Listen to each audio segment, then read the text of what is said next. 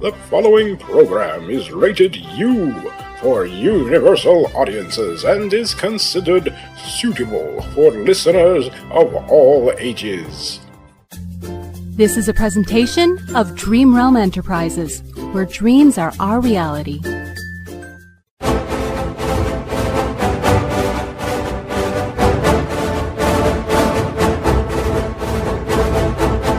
You are listening to Magic, Monsters and Mayhem, Book 2, The Dark Path of Lillian Fairheart, Chapter 6.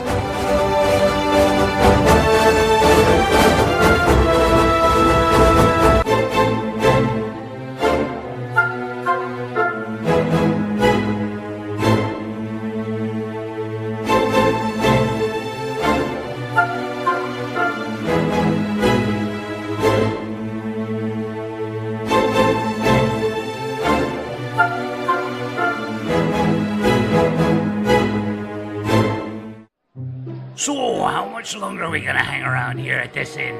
I mean, why aren't we doing something? Let's give Waldo the benefit of the doubt, eh? I'm with the dwarf here. I say we get out of here. There's a fortune just waiting for us. I've been talking to some of the locals, and they tell me there's a lost treasure up in the mountains, just waiting to be taken. And no one has ever dared to go grab it before now? Well, there's supposed to be this curse put on the treasure by 3 old crones, and you see... well... I've heard enough! No more get-rich-quick schemes, Gawain! The last one nearly cost me my head. Are you still on about what happened back in Gramish? That was a once-in-a-lifetime thing. We could have been richer than rich, I tell you. Or deader than dead. And I nearly was. Dead, that is. Oh, poppycock. There was no real danger in Gramish. No real danger? What about those crazy monks? The monks of Dwyer Keys? Those are the ones, Gawain. We could have reasoned with them. They wanted to cut off my head. Oh, that was a misunderstanding. Besides, this is different. It's a sure thing, Rosa. No, Gawain. We gave Waldo our word that we'd help him, and that's just what we're going to do. So, we're just going to sit around here at the Terse Inn waiting for what? Anything to happen? I mean, will anything happen? We've been here for days and nothing. Hush, Gawain. Here comes Waldo now, and there's a guy with him. Maybe he has a lead. Sure he does. And I'm the Queen of Liberia. I meant King. King! I'm the King of Liberia. Oh, you're a half-wit, Gawain. Now shut it as Rosa asked you to. This is Gramble. I think he may have some information that will help us in our quest. Aye, I might. But you better come through with your promise. You had to make him a promise? What was it? To show him where the nearest bath was? I mean, P.U., he stinks. There's no need to get personal, laddie. Otherwise, someone might mention your hair. My hair? What about my hair? Shut up, Gawain! I apologize for our friend here. He grew up without being taught any manners. To clarify, he never grew up. I don't have to sit here and take this, you know. Then don't, pretty boy. Walk away.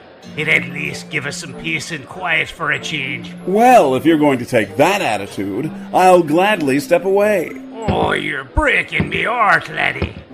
Stuff it. Works every time. Please forgive our associate's lack of, tact. Think nothing of it, lovely lady. He's already been forgotten about. Now as for you, well, a face like that will not soon escape my memory. You are too kind. No, lass. Only speak the truth. Now, how about that drink, eh? We can all have a wee snifter and get to know each other a wee bit better, eh? Barkeep, half a pint of your best. Half a pint? I think that's more than generous. Too right. Oh, all right then. We won't quibble at this stage. Now, what can old Gramble tell ye?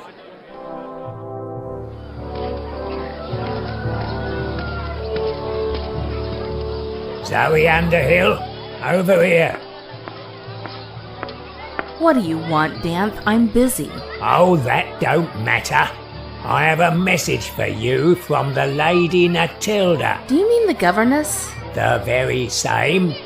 She needs to speak with you. Why would someone like that want to speak with me? Because of your association with Waldo Riddendorf. I barely know him. Now, is that really true? I don't know what you mean, Danth. I was asked to keep close to him by the Archbishop, as you well know. Yes, I know, girl. And now Lady Natilda wants to speak with you. I don't understand why that would be the case. Then go along to her rooms and ask her yourself. She'll explain everything. I assume you know how to get there. Yeah, sure I do. Then I wouldn't waste any time in going if I were you. The governess does not like being kept waiting. What makes you think the Archbishop Bentham had anything to do with your father's disappearance? It was something I read that just didn't add up.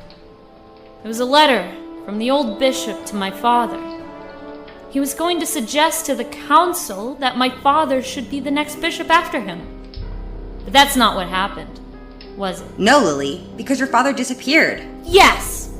And Bentham somehow slithered his way up the ranks and became the new archbishop. How exactly did he do that when there were at least 2 other people ahead of him in line to become the next archbishop? With my father being the most likely of the bunch to do so.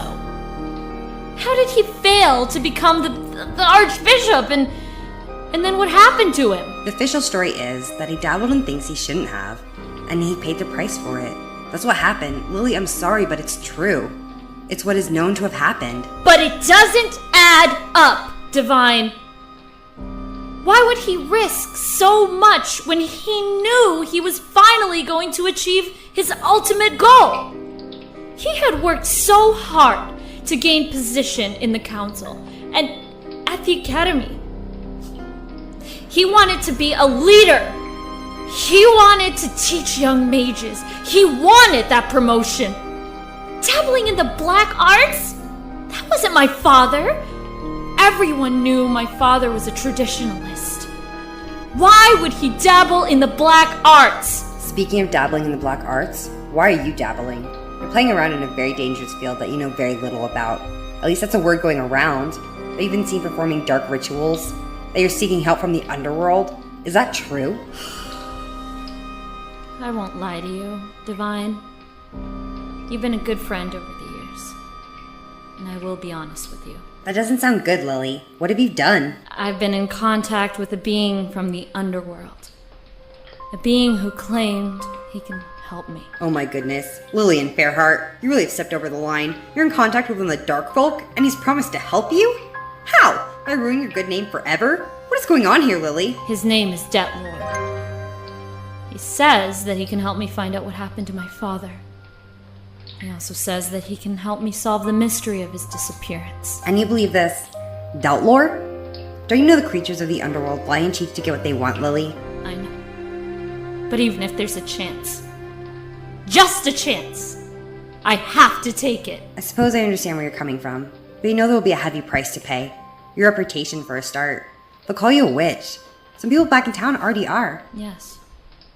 The services offered by Detlor do not come without a price. And you're okay with that? I mean, wow. This is crazy, Lil. But beyond that, what does this creature want in return for his services? I have to find and recover an artifact for him. An artifact? What kind of artifact? Something called the Great Wand of Teldec. Oh, Lily, I've heard of that thing. It's a powerful relic. Very powerful. You're in deep. Very deep. Way over your head. Do you realize how dangerous this is? Yes, of course I do. But I am determined to get answers. I want to know what happened to my father all those years ago. Now I only have one question for you. Are you willing to risk everything and help me? Oh, Lily, Oh no, those blasted trolls are back.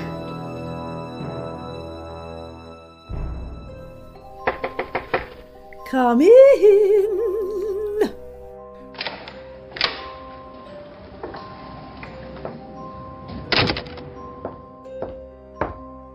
Oh, good, it's you. You wanted to see me, ma'am? Oh, just look at you. Tall, thin, maybe a bit too thin. Oh well, nobody's perfect. But with such an adorable young face. Oh. And what gorgeously long ginger hair. Oh, aren't you just the bee's knees? Oh, I've embarrassed you. No, not at all, ma'am. Oh, let's not be formal, child. You are so well-mannered. So, now, let's be chums. Zoe, isn't it? Yes, Lady Natilda. Oh, no, I insist you simply call me Nat. Okay. Now, there's no need to be nervous. Have a seat, dear Zoe.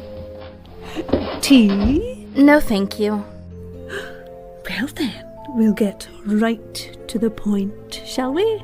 That sounds fine. I understand you've been asked to keep an eye on old Waldo Riddendorf. The Archbishop did ask me, on behalf of the Council of Mages, of course, to tag along with Riddendorf and report back to him on his actions, yes. On behalf of the Council? Oh, what a naive little thing you are. I don't know what you mean, lady. Nat, remember? Call me Nat. We're going to be such pals, you and I. And do you know why? I'm sorry, but I don't even know why I'm here, to be honest. Oh, I like that. Oh, yes, honesty.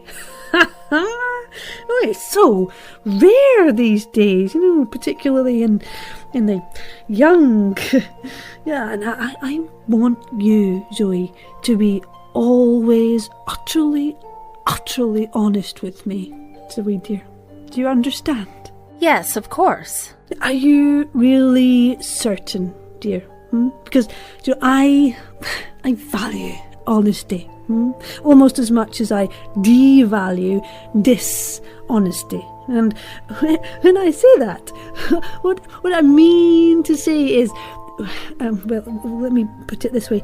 In the past, I have severely punished dishonesty. It is a bit clearer now, dearie, with the words.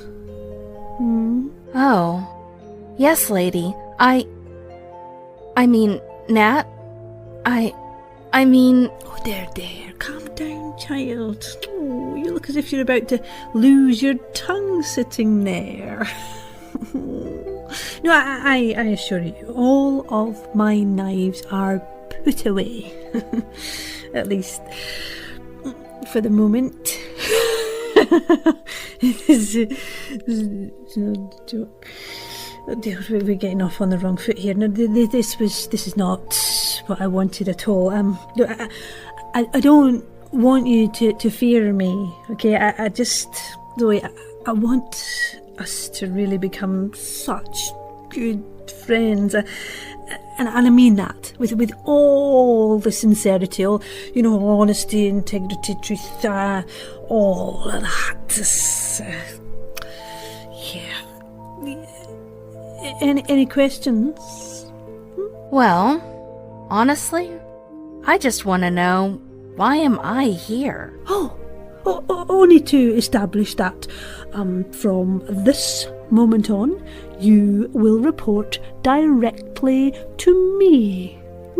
Is that perfectly clear, child? You are not to mention any of this to the Archbishop Fenton. In fact, you are not to report to him at all again. Ever. Is that understood? I understand. And you are not to mention anything about any of this to the council or anyone else for that matter. Yeah, we will just keep this between little old us. It's you, me. Whatever you like, yes. Oh, lovely. Oh, we do understand each other, and do you know, I am so happy about that. You know, this could be a mutually beneficial relationship. You know, I get what I want, and you can benefit from my my mentorship. Yes, yeah, you know, is that actually a word? Make one up. Never mind. Yeah, I think you get my meaning. Well, to make it a bit clearer for you, we can learn and gain so much from each other. In other words, as they say, you scratch my back, and let's just say I'll scratch yours. And perhaps a few other things, if you're lucky. If you're lucky, I said that. I'll do what I can, of course. Oh, of course you will, dear. You're such a willing participant, aren't you? Such a deliciously obedient little thing.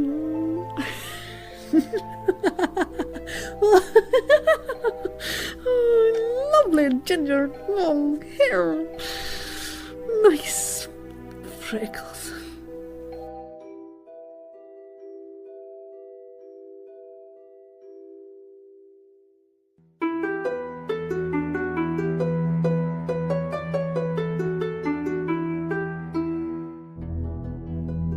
You have been listening to Magic, Monsters and Mayhem, Book 2, Chapter 6, which starred in order of appearance Dave Weaver as Greybeard, Deborah Adams as Rosa Dernhelm, Pete Lutz as Brett Gawain, Jeff Niles as Waldo Riddendorf, Shane Harris as Gramble, Alan Wayman as Danth, Rebecca Thomas as Zoe Underhill, Shannon Lowery as Devine, Tanja Milojevic as Lillian Fairheart, Glenn Haskell as Trollclad, and Sarah Golding as Lady Natilda. The Magic, Monsters and Mayhem opening theme tune was composed and performed by Sarah Finn. The incidental music used in this programme was provided by Kevin MacLeod. The production assistant was Rachel Rumler. The post-production editor was Jeff Niles. The series creator, sound designer, script editor, writer, producer and a director was Jonathan Patrick Russell. The copyright for Magic, Monsters and Mayhem is held by Dream Realm Enterprises. Any rebroadcast or reproduction of this program without the expressed permission of Dream Realm Enterprises is strictly prohibited. Thank you for listening to our program. We invite you to visit us on the web at dreamrealmsite.com. And if you'd like to email us with any of your comments or questions, you may do so at darkbuilding1@yahoo.com. Please use the subject header MMM Feedback. This is Gareth 7. Our story will continue in Chapter 7. Please join us then.